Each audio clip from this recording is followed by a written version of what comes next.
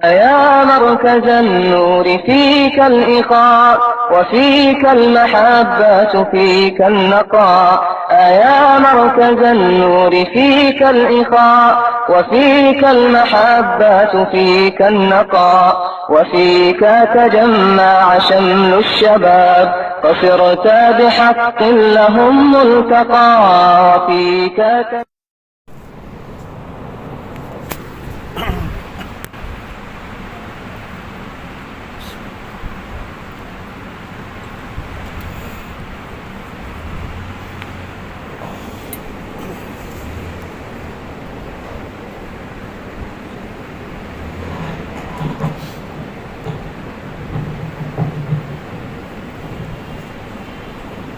درود شریف پڑھ لیجیے. اللهم صل على سيدنا ومولانا محمد وعلى آل سيدنا ومولانا محمد وبارك وسلم.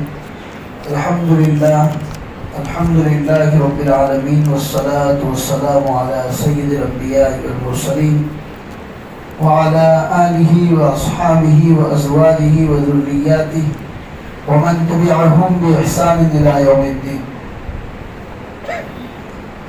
أعوذ بالله من الشيطان الرجيم. بسم الله الرحمن الرحيم. إن عدة الشهور عند الله 12 شهرا في كتاب الله يوم خلق السماوات والأرض منها 4 حرم ذلك الدين القيم فلا تظلموا فيهن أنفسكم وقاتلوا المشركين كافة كما يقاتلونكم كافة واعلموا أن الله مع المتقين. صدق الله العظيم وصدق رسوله النبي الكريم ونحن على ذلك لمن الشاهدين والشاكرين والحمد لله رب العالمين. میرے محترم دینی بھائیو، قرآن کریم کی جو آیت ابھی تلاوت کی یہ سورۃ التوبہ کی آیت ہے، جس میں اللہ تبارک و تعالیٰ نے مہینوں کی تعداد 12 مہینے بتائے ہیں، کیونکہ رب کائنات کے کارخانے میں پیدا کی ہوئی چیزوں میں کوئی چیز بیکار نہیں. اللہ نے ہر چیز کو کسی نہ کسی مصلحت کی بنیاد پر پیدا کیا. زمین پر رینگنے والے سانپ اور بچھو ہم سمجھتے ہیں کہ یہ تو ڈنک مارنے کے لیے اور زہریلی چیزیں ہیں، لیکن اللہ نے ان کو بھی کسی مصلحت سے پیدا کیا کہ زمین میں پھیلنے والے زہر کو وہ اپنے اندر لیتے ہیں، جس کی وجہ سے اگنے والی سبزیاں، دانے اور گندوں میں وہ زہر سرایت نہیں کرتا. خدا کی مصلحت ہے، کوئی چیز اللہ نے بغیر کسی نقصان کے یا جس میں کوئی فائدہ نہ ہو ایسی کوئی چیز پیدا نہیں. کمی ہم نے ہے کہ ہم اللہ کی مصلحت کو سمجھ نہیں پاتے. تو اسی طریقے سے اللہ نے مہینوں کی تعداد بتا دی کہ مہینوں کی تعداد اللہ کے نزدیک 12 مہینے ہیں، اور یہ آج سے نہیں، یوم خلق السماوات والارض، جس دن سے اللہ نے یہ آسمان اور زمین پیدا کیے. جب سے کائنات کے اندر یہ آسمان اور زمین بنے ہیں اسی دن سے مہینوں کی تعداد 12 مہینے ہیں اللہ کے نزدیک. منہا 4 حرم، ان میں سے 4 مہینے جو ہیں وہ اللہ کے نزدیک بڑے احترام والے مہینے. ذالک الدین القیم، یہی تمہارا مضبوط دین ہے جو تمہارے دادا سیدنا ابراہیم علیہ السلام، ابراہیم خلیل اللہ کے ذریعے جو دین آیا اور محمد رسول اللہ صلی اللہ علیہ وسلم سے ہمیں دیا گیا، یہی ذالک الدین القیم، یہی مضبوط دین ہے. یہ تو اللہ نے بتا دیا مہینوں کی تعداد 12 مہینے ہیں، ان میں سے 4 مہینے اللہ کے نزدیک احترام کے مہینے ہیں اور یہی مضبوط دین ہے. اب تمہیں کرنے کا کام کیا ہے؟ تو قرآن میں اللہ فرماتے فَلَا تَظْلِمُوا فِيهِنَّ أَنفُسَكُمْ، اپنی ذاتوں کے اوپر ان مہینوں کے اندر اپنی ذاتوں پر ظلم مت کرو. ان مہینوں میں اپنی ذات کے اوپر تم لوگ ظلم مت کرو. پھر آگے دوسرا مضمون ہے جو اس موقع کے مناسبت سے اللہ نے اتارا تھا، وَقَاتِلُوا الْمُشْرِكِينَ كَافَّةً كَمَا يُقَاتِلُونَكُمْ كَافَّةً، کہ مشرکین سے کبھی قتال کی نوبت آئے تو سب مل جاؤ، ایک صف میں کھڑے ہو جاؤ، پھر جا کے مقابلہ کرو جیسا کہ وہ لوگ مل کے تم سے مقابلہ کرتے. یہ مضمون پورا الگ ہے جو مضمون کی مناسبت سے اللہ نے اس وقت اتارا تھا. لیکن آگے وَاعْلَمُوا أَنَّ اللَّهَ مَعَ الْمُتَّقِينَ، اور جان لو کہ اللہ ہمیشہ متقی لوگوں کے ساتھ ہوتا ہے. دنیا میں یہ متقی لوگ گرچہ تمہیں ہارے ہوئے نظر آتے ہو، دبے ہوئے نظر آتے ہو، مظلوم نظر آتے ہو، لیکن اللہ متقی لوگوں کے ساتھ. یہ پوری قرآن کریم کی آیت کا ترجمہ ہے جو میں نے آپ کے سامنے کیا. سورۃ التوبہ کی 163 نمبر کی آیت، جس میں اللہ نے مہینوں کی تعداد 12 مہینے بتائے، اور ان 12 مہینوں میں سے 4 مہینے کو احترام والے مہینے بتائے، ذوالقعدہ، ذوالحجہ، محرم، اور چوتھا مہینہ ہے رجب. یہ تعداد بتائے. چنانچہ یہ تو قرآن کریم کے اندر اس کی تعداد بیان ہوئی. نبی اکرم صلی اللہ علیہ وسلم کے معمولات صحابہ بیان کرتے ہیں کہ اللہ کے رسول کے کیا کیا معمولات. جیسے اللہ کے رسول ایام 20 کے روزے رکھتے تھے، یعنی ہر مہینے کی 13، 14 اور 15 ان 3 دنوں میں اللہ کے رسول پابندی سے روزہ رکھا کرتے تھے. پیر اور جمعرات کو بھی رکھتے تھے. سیدنا عائشہ صدیقہ رضی اللہ تعالیٰ عنہ فرماتی ہیں کہ میں نے خود رسول پاک صلی اللہ علیہ وسلم سے پوچھا کہ یا رسول اللہ، آپ پیر اور جمعرات کو روزہ رکھتے ہیں، کیا وجہ ہے؟ حضور نے فرمایا کہ پیر اور جمعرات کو بندے کے اعمال اللہ کے حضور میں پیش ہوتے ہیں. میں چاہتا ہوں کہ جب میرے اعمال اللہ کے دربار میں پیش ہو اس وقت میں روزے کی حالت میں، اسی لیے میں پیر اور جمعرات کو روزے رکھتا ہوں. پھر صحابہ فرماتے ہیں، حضرت عائشہ صدیقہ رضی اللہ تعالیٰ عنہ فرماتے ہیں کہ اللہ کے رسول شعبان المعظم کے مہینے میں جتنا زیادہ روزہ رکھنے کا اہتمام فرماتے تھے اتنا اور مہینوں میں نہیں فرماتے تھے. تو ہم نے یہ بھی پوچھا کہ یا رسول اللہ، شعبان کے مہینے میں بڑے روزہ رکھنے کا اہتمام فرماتے، آخر کیا وجہ ہے؟ تو حضور نے فرمایا شعبان کے مہینے میں بندوں کے اعمال اللہ کے حضور میں جاتے، بندوں کے تمام اعمال کے دفاتر اللہ کے حضور میں پیش ہوتے ہیں. اسی لیے ہم چاہتے ہیں کہ جب ہمارے اعمال اللہ کے دربار میں پیش ہو تو ہم روزے کی حالت میں. بڑا اہتمام فرماتے تھے اللہ کے رسول. اور کہا جاتا ہے کہ 3 مہینے جو آتے ہیں، رجب ہیں، شعبان ہیں اور رمضان ہے. دعا سکھائی نبی پاک صلی اللہ علیہ وسلم، دعا فرماتے تھے اللہم بارک لنا فی رجب و شعبان وبلغنا الی رمضان. اے اللہ میرے رجب اور شعبان میں برکت عطا فرمائیے اور مجھے رمضان المبارک تک پہنچا دیجیے. رجب اور شعبان دونوں میں برکت کی دعائیں کی جاتی. چنانچہ کہا جاتا ہے کہ رجب جو ہے وہ ہواؤں کے چلنے کا مہینہ ہے، اور شعبان بادلوں کے چلنے کا مہینہ ہے، اور رمضان المبارک خدا کی رحمتوں کی بارش کے برسنے کا مہینہ. اور کھیتی باڑی جاننے والے لوگوں کو مثال دی جاتی ہے کہ رجب جو ہے وہ اپنی کھیتوں میں دانا ڈالنے کا مہینہ ہے، اور شعبان ان کھیتوں میں پانی پلانے کا مہینہ ہے، اور رمضان ان کھیتوں سے کھیتی کو کاٹنے کا مہینہ ہے. تو رمضان المبارک کی تیاری رجب المرجب سے کرائی جا رہی. رجب تو گزر چکا میرے بھائیوں، شعبان کے آپ دیکھ رہے ہیں تقریباً 10 تاریخ بھی ہو چکی آج. اب مشکل جو 20 دن باقی ہے رمضان المبارک کے شروع ہونے. تو یہ شعبان کا مہینہ جو ہے وہ رمضان کی تیاری کا مہینہ ہے میرے بھائی. ہاں، اعمال کے ذریعے، ڈیپ فریج بھرنے کے ذریعے نہیں، چکن کو مہنگا کرنے کے ذریعے نہیں، اعمال کے ذریعے. اعمال کے ذریعے رمضان المبارک کی تیاری کا مہینہ ہے. اسی لیے صحابہ فرماتے کہ حضور بڑا اہتمام فرماتے کہ شعبان المعظم میں خاص طور پر روزہ رکھنے کا، اور فرماتے تھے تاکہ تیار ہو جاؤ رمضان کے لیے، تمہیں عادت بن جائے. اور اسی لیے اس میں ایک مبارک رات رکھی گئی جس کو ہم شب برات کے نام سے یاد کرتے ہیں.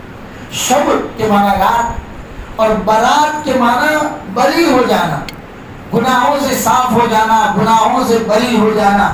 اسی سے برات کا سینٹنس بنایا گیا ہے.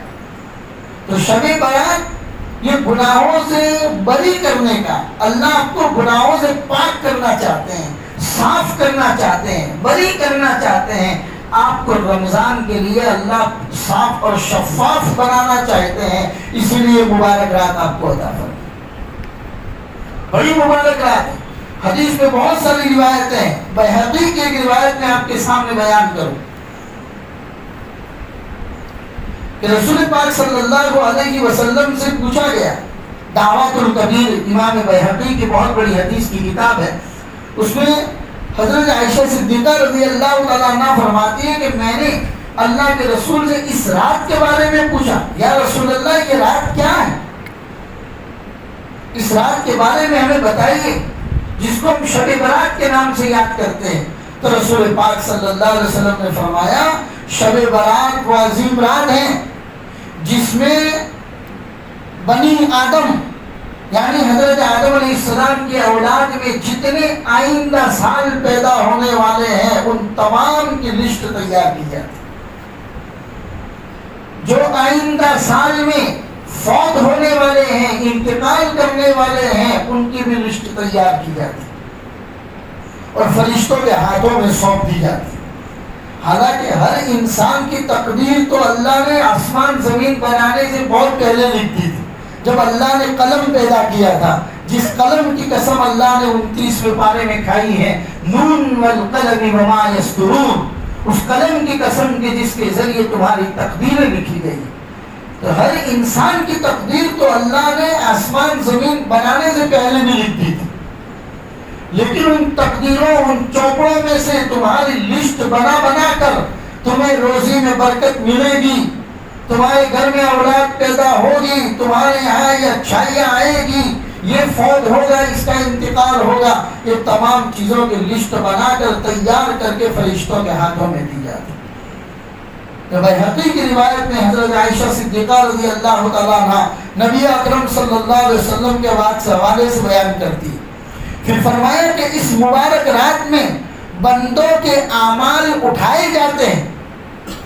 اس مبارک رات میں بندوں کے اعمال اٹھائے جاتے ہیں اور اسی مبارک رات میں لوگوں کی روزی روٹی کا انتظام کیا جاتا ہے، لوگوں کا رزق مقرر کیا جاتا ہے. اس طرح کی روایتیں شب قدر کے بارے میں بھی.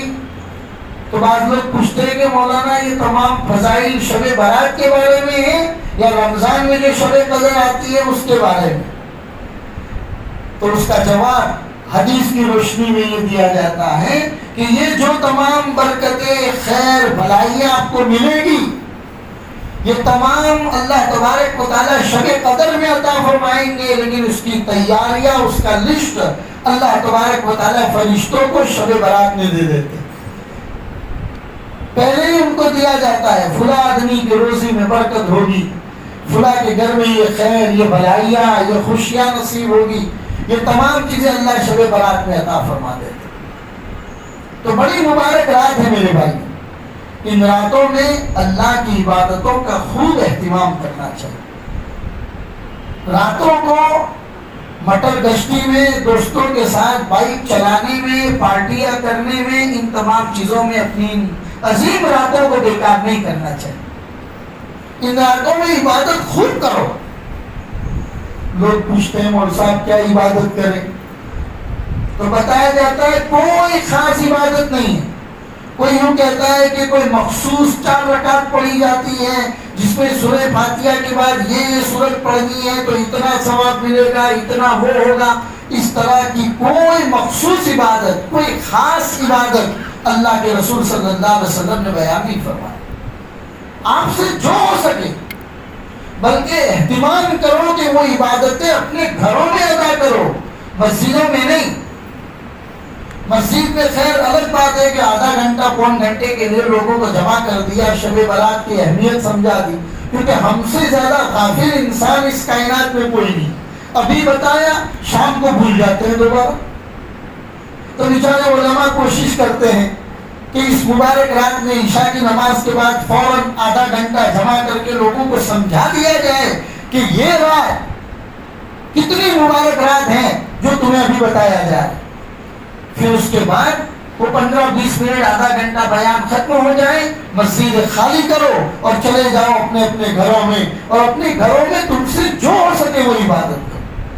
اگر آپ صلاۃ التسبیح پڑھنا چاہتے ہیں صلاۃ التسبیح پڑھیے، کچھ نہیں 2 رکعت نفل پڑھنا چاہتے ہیں 2 رکعت نفل پڑھیے، تسبیحات پڑھیے، دعائیں مانگیے اللہ تبارک و تعالیٰ سے اپنی روزی کی برکتوں۔ اس لیے کہ روایتوں میں آتا ہے کہ بڑی مبارک رات ہے، اللہ تبارک و تعالیٰ اپنی تجلی فرماتے ہیں، اعلان کرواتے ہیں، ہے کوئی مانگنے والا کہ جس کو ہم عطا کریں، ہے کوئی اپنے گناہوں کی بخشش چاہنے والا کہ ہم اس کو بخشش عطا کریں، ہے کوئی اپنی روزی اور رزق میں برکت چاہنے والا کہ ہم اس کی روزی میں برکتیں عطا کریں۔ ارے ہے ہمارے بندوں میں سے کوئی جو اپنی ضرورتیں لے کر آئے، رب کا دروازہ کھلا ہوا ہے، اس کی رحمت کا مینا برس رہا ہے، وہ دینے کے لیے تیار ہے، کوئی جھولی پھیلانے والا تو ہو۔ تو بڑی مبارک رات ہے میرے بھائی، خوب دعاؤں کا اہتمام کرے، مصلوں کے اوپر بیٹھ کر اللہ سے خوب دعائیں مانگے۔ جتنا آپ اپنی تکلیفیں لوگوں کے سامنے بیان کرتے ہیں، لوگ آپ کی تکلیفیں پوری کرنے نہیں آتے، لوگ تو تماشائی بن کر دیکھتے ہیں۔ وہ رب ہے، کہو اسی سے جو نہ کہے کسی سے، مانگو اسی سے جو دے دے خوشی سے۔ وہ خوشی سے دے دیتا ہے، ذلیل بھی نہیں کرتا، کسی کے سامنے کہتا بھی نہیں ہے۔ وہ رب بڑا بڑا کریم ہے میرے بھائیوں، بڑا رحیم ہے۔ کہتا ہے کہ احد پہاڑ کے برابر بھی گناہوں کا انبار لے کر آؤ گے، ندامت کے 2 آنسو میرے دربار میں بہا دو گے، تمہارے آنسو زمین پر نہیں گریں گے، اس سے پہلے میں تمہاری مغفرت کر دوں۔ اتنا عظیم رب ہے میرے بھائی، پھر کیا دنیا والوں کے پاس جانے کی ضرورت ہے؟ وہ بڑا عظیم رب ہے، اسی سے خوب مانگنا چاہیے، خوب اس رات میں عبادت کا اہتمام کرنا چاہیے۔ کوئی مخصوص عبادت نہیں، آپ جو کرنا چاہیں، کچھ نہیں ہو سکتا تو کم از کم عشاء کی نماز با جماعت اہتمام کے ساتھ مسجد میں پڑھو۔ روپیہ 2 روپیہ 5 روپیہ جو اللہ نے حیثیت دی ہے صدقہ کرو، اپنے بال بچوں کو اچھا لا کے کھلاؤ، اچھا پلاؤ، اپنے گھر والوں پر خرچ کرنا بھی اللہ نے صدقے کا ثواب رکھا ہے۔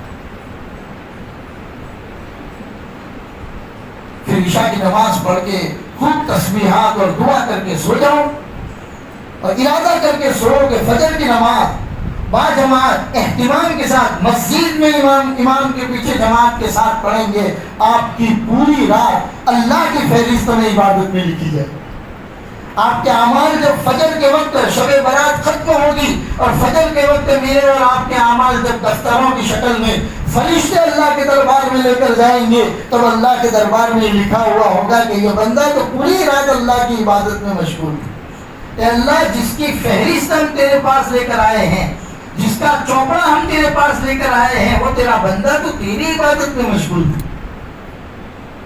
اس لیے ان مبارک راتوں میں دوستوں کے ساتھ مٹر گشتی کرنے میں، بائک چلانے میں، بائک رائڈنگ کرنے میں اور پارٹیاں کرنے میں اپنی راتوں کو ضائع نہ کریں میرے بھائیوں۔ کم از کم اس مبارک رات کی قدر کر لیں، کیونکہ شب برات تو متعین ہے، شب قدر متعین نہیں ہے، اس کو تو ڈھونڈنا پڑتا ہے۔ 21 کی رات میں، 23 کی رات میں، 27 کی رات میں، 25 کی رات میں، 29 کی رات میں ڈھونڈنا پڑتا ہے۔ مل گئی صحیح نصیب، نہیں ملی تو کوئی بات نہیں، لیکن شب برات تو متعین ہے۔ منگل کی رات، ہاں یہ جو 7 تاریخ کو جو منگل آئے گی، اس منگل پورا ہوا وہ جو رات ہے، صبح بدھ ہے، آج منگل کل بدھ، منگل اور بدھ کے بیچ والی جو رات ہے وہ بڑی عظیم رات ہے شب برات کے نام سے۔ میرے بھائی اس کی خوب قدر کریں، خوب عبادتوں کا اس کے اندر اہتمام کریں۔ پھر اس میں ایک معمول یہ ہوتا ہے قبرستان جانے کی۔ نبی پاک صلی اللہ علیہ وسلم اپنی پوری زندگی میں شب برات میں قبرستان ایک مرتبہ ہی گئے بس. اللہ کے رسول ایک مرتبہ شب برات میں قبرستان تشریف لے گئے. حالانکہ حضور کی مبارک زندگی میں 63 سالہ مبارک زندگی میں خاص طور پر نبوت ملنے کے بعد 23 سالہ نبوت کے بعد والی زندگی میں 23 مرتبہ شب برات آئی ہے. 23 مرتبہ اللہ کے رسول کی زندگی میں شب برات آئی ہے. اللہ کے رسول ایک مرتبہ قبرستان تشریف لے گئے. ویسے دیکھا جائے تو قبرستان جانے کا معمول ہونا چاہیے. قبرستان جایا کرو اپنے والدین کے لیے, دیگر جو سوئے ہوئے ہیں ان کے لیے ایصال ثواب کا اہتمام. جمعہ کے دن جایا کرو, چاہے صبح جاؤ یا جمعہ کے دن عصر کے بعد جاؤ. قبرستان جانے کا معمول ہونا چاہیے. لیکن شب برات میں متعین کر لینا کہ ہر سال شب برات میں جانا ہے. آپ جاتے ہو, اچھی بات ہے. اگر کوئی نہیں جاتا ہے تو اس کو تانا دینا, برا بھلا کہنا, یہ تمام چیزیں اپنے گھر کی بناوٹ کی چیزیں ہیں میرے بھائیوں. شریعت نے ایسا کوئی متعین نہیں کی. اللہ ہمیں اس کے عمل کی توفیق عطا فرمائے. اس رات کی قدردانی کی توفیق اللہ ہم سب کو عطا فرمائے. اب اس رات میں مبارک کام جو کرنے کے ہیں میرے بھائیوں, وہ یاد رکھیں کہ ایسی مبارک رات کہ جس میں اللہ کی طرف سے اعلان ہوتا ہے کہ میں مغفرت کرنے کے لیے تیار ہوں, میں روزی دینے کے لیے تیار ہوں, اور اللہ سب کی مغفرت کر دیتا ہے. لیکن کچھ لوگ ہیں کہ ان لوگوں کی مغفرت اللہ اس مبارک رات میں بھی نہیں کرتا. کچھ لوگ ایسے ہیں کہ جن کی مغفرت اللہ اس مبارک رات میں بھی نہیں کرتا. اس میں کہ سب سے پہلا وہ آدمی جو کسی مسلمان کے لیے دل میں بغض اور کینہ رکھتا ہو. دل میں بغض اور کینہ رکھنے والا کسی مسلمان کے بارے میں, ایسے آدمی کی اللہ مبارک رات میں بھی مغفرت نہیں. اللہ کے رسول کی روایت ہے, صحابہ فرماتے کہ مسجد نبوی میں بیٹھے ہوئے حضور نے صحابہ کو فرمایا کہ ابھی اس دروازے سے جو آدمی داخل ہوگا وہ جنتی. صحابہ بالکل شوق میں آ گئے کہ آخر وہ کون آدمی ہے جس کو اللہ کے رسول نے فرما رہے کہ وہ جنتی. دیکھا کہ ایک انصاری صحابی آئے اور نماز میں شامل ہو گئے. دوسرے دن بھی اللہ کے رسول نے یہ بات فرمائی کہ وہ دروازے سے جو آدمی آنے والا ہے وہ جنتی. صحابہ نے دیکھا تو وہی انصاری صحابی تھی. تیسرے دن بھی یہی معمول ہوا تو حضرت عبداللہ بن عمر رضی اللہ تعالیٰ عنہ ان کے دل میں ایک طرح کا تجسس پیدا ہوا کہ آخر ان کا کون سا عمل ایسا ہے کہ ان کے بارے میں اللہ کے رسول نے فرمایا کہ وہ جنتی. تو انہوں نے جا کے کہا کہ بھائی میں 3 دن آپ کے گھر پہ مہمان بن کے رہنا چاہتا ہوں. تو صحابی نے کہا شوق سے آئیے. چنانچہ 3 دن ان کے گھر پہ رہے, رات اور دن کے معاملات پوری روٹین لائف کو دیکھتے رہے کہ آخر یہ کون سا عمل کرتے ہیں کہ جس کی وجہ سے اللہ کے رسول نے ان کو جنت کی بشارت دی. جب کچھ الگ نظر نہیں آیا, کوئی ڈفرنس نظر نہیں آیا, تو صحابی کا ہاتھ پکڑ کے کہنے لگے کہ بھائی میں تو اس لیے آیا تھا کہ اللہ کے رسول نے تمہارے بارے میں جنت کی خوشخبری دی, آخر تم کون سا عمل کرتے ہو. تو صحابی نے کہا کہ آپ نے دیکھا 3 دن میرے گھر پہ رہ کر میرا کوئی خاص عمل نہیں. جب وہ جانے لگے تو ان کو روکا اور کہا کہ سنو, ایک عمل ہے اور وہ یہ ہے کہ رات کو جب میں اپنے بستر پر سونے کے لیے جاتا ہوں تو میں اپنے دل کو تمام انسانوں سے پاک اور صاف کر دیتا ہوں. اپنے اللہ سے کہتا ہوں, یا اللہ میرے دل میں کسی کے بارے میں کوئی دشمنی نہیں, کوئی کینہ نہیں, کوئی بغض نہیں, کوئی کڑواہٹ نہیں. اے اللہ میں اگر کسی نے مجھے ستایا بھی تیرے لیے میں نے اس کو معاف کر دیا. میں صبح ایک نئی زندگی کے ساتھ شروع کرتا ہوں. عبداللہ ابن عمر چیخ اٹھے, کہا کہ یہی وہ عمل ہے جس کی وجہ سے اللہ کے رسول نے تمہیں جنت کی بشارت دی. لہٰذا میرے بھائیو مختصر وقت ہے اس لیے آپ کو 6 چیزیں آپ کو گنوانی ہے. تو پہلی چیز یہ ہے کہ اپنے دل میں بغض اور کینہ کسی کے بارے میں نہ رکھے. کیا معلوم کب موت آ جائے اور اللہ کے حضور چلے جائے, ہمیں اپنی قبر میں سونا ہے, اس کو اس کی قبر میں سونا ہے, کوئی کسی کو حساب دینے والا نہیں. اس لیے اپنے دل کو بغض اور کینہ سے صاف رکھے. دوسری چیز جو اللہ کے رسول نے فرمائی, رشتے داری توڑنے والا. رشتے داری توڑنے والے کو بھی اللہ تبارک و تعالیٰ اس مبارک رات میں مغفرت نہیں فرماتے ہیں. چنانچہ ایک صحابی کی روایت ہے, وہ فرماتے حضرت جبیر بن مطعم رضی اللہ تعالیٰ عنہ کی روایت ہے کہ لا يدخل الجنت قاطع, قطع تعلق کرنے والا, رشتے داری توڑنے والا جنت میں داخل نہیں ہو. اور فرمایا جب محشر کے دن پوری دنیا کے تمام انسانوں کا مجمع محشر کے میدان میں ہوگا اور اللہ تبارک و تعالیٰ اپنے عرش پر جلوہ افروز ہوں گے، تو اس وقت یہ صلہ رحمی جا کے اللہ کے عرش کو پکڑ لے گی اور کہے گی اے اللہ میری بھی ایک گزارش ہے، تجھے سننا پڑے گا۔ اللہ فرمائیں گے بتاؤ کیا گزارش ہے؟ صلہ رحمی کہے گی اللہ دنیا میں جس نے بھی مجھے جوڑا ہے اے اللہ اس محشر کے میدان میں تو اس کو آباد کر دے، جنت میں داخلہ عطا فرما، اور اے اللہ جس نے مجھے دنیا میں توڑا ہے اے اللہ تو اس کو یہاں توڑ دے، ذلیل کر دے اور جہنم میں داخلہ عطا فرما۔ پتہ چلا رشتہ داری جو ہے وہ بہت بڑی چیز ہے میرے بھائی، معمولی باتوں کے اوپر تھوڑا برداشت کرنے کی عادت ڈالیے، کسی کو لیٹ گو کرنے کی عادت ڈالیے، اللہ کے لیے معاف کرنے کی عادت ڈالیے۔ جب آپ کو معافی کی ضرورت پڑے گی محشر کے میدان میں، دنیا میں آپ نے اگر لوگوں کو معافی کا معاملہ کیا ہوگا تو اللہ بھی کہے گا یہ بندہ ہو کے دنیا میں معاف کرتا تھا تو میں تو احکم الحاکمین ہوں، میں کیوں اسے معاف نہ کروں؟ اسی لیے رشتہ داری کا بڑا خیال رکھیں میرے بھائیوں۔ تیسری چیز ہے کسی مسلمان کو ناحق قتل کرنے والا، مرڈر کرنے والا، ناحق بغیر کسی عذر کے اگر قتل کیا ہے، ایسے آدمی کتنا ہی توبہ کر لے اللہ اس رات میں مغفرت نہیں کرتے۔ چوتھی ہے بدکار عورت، زنا کرنے والی یا بدکاری میں مبتلا عورت، اس عورت کی بھی اللہ اس عظیم رات میں مغفرت نہیں کرتے۔ اور پانچویں چیز ہے شرک اور کفر میں مبتلا آدمی۔ ہمیں بھی اپنے روٹین لائف روزمرہ کے معاملات کو دیکھنے کی ضرورت ہے۔ کوئی کام ہمارا شرک والا یا کفر والا تو نہیں ہو جاتا، ہم اپنے آپ کو تو مسلمان سمجھتے ہو، اللہ کے دربار میں اللہ حفاظت فرمائے کہیں مشرک اور کافر نہ لکھ دیے جائے، اس لیے اس کی بھی فکر کریں۔ اور چھٹی چیز ہے والدین کا نافرمان، جو اپنے ماں باپ کی نافرمانی کرتا ہے اللہ تبارک و تعالیٰ اس مبارک رات کے اندر بھی مغفرت نہیں کرتا۔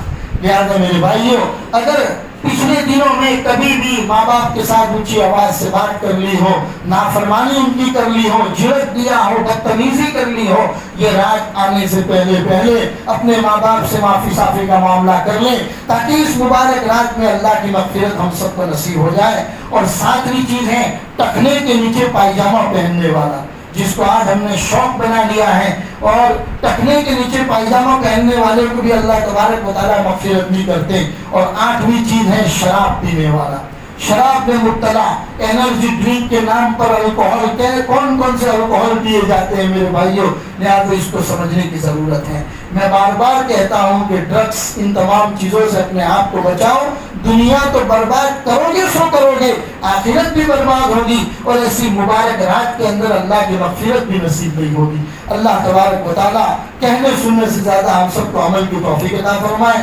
شب برات جیسی اس مبارک رات میں ہمیں عبادتوں کی توفیق عطا فرمائے۔ اور میں نے بتایا کہ معمول عبادتیں کیا کرنی ہے میرے بھائیوں، اپنے اپنے گھروں میں کرنی، کوئی بڑی محفلیں نہیں کرنی، جماعت کے ساتھ صلاۃ التسبیح نہیں پڑھنی، اگر پڑھنی بھی ہے اکیلے پڑھو، گھر جا کے پڑھو، نوافل پڑھو، عبادتوں کا اہتمام کرو، قرآن پڑھو، یاسین شریف پڑھو، جو بھی آپ جانتے ہو پڑھو، تسبیح پڑھو، کچھ نہ کہیں تو تیسرا کلمہ سبحان اللہ، الحمدللہ، اللہ اکبر، یہ تیسرا کلمہ جو ہے بڑی اپنے اندر فیوزات کو لیے ہوئے ہیں، برکتوں کو لیے ہوئے ہیں، لہٰذا اس کو کریں اور زیادہ سے زیادہ دعاؤں کا اہتمام کریں۔